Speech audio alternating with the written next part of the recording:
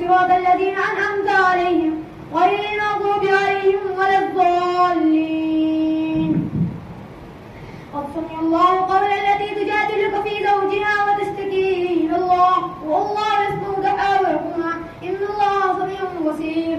الذين يظاهرون منكم من نسائهم ما هن أمهاتهم إن أمهاتهم إلا اللائي ولدتهم وإنهم ليقولون منكرا من القول وزورا وإن الله لعفو غفور.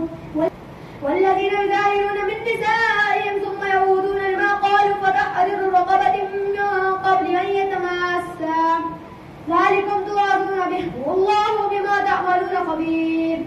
ومن لم تجد فصيام شهرين متتابعين من قبل أن يتماسا ومن لم يستطع فإطعام 60 مسكينا ذلك لتؤمنوا بالله ورسوله وتلك حدود الله وللكافرين عذاب عليم.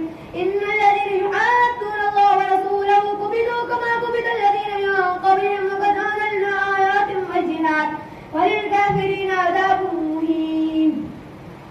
يوم يبعثهم الله جميعا فينبئهم بما عملوا وأحصاه الله ونسوه والله على كل شيء شهيد. الله أكبر.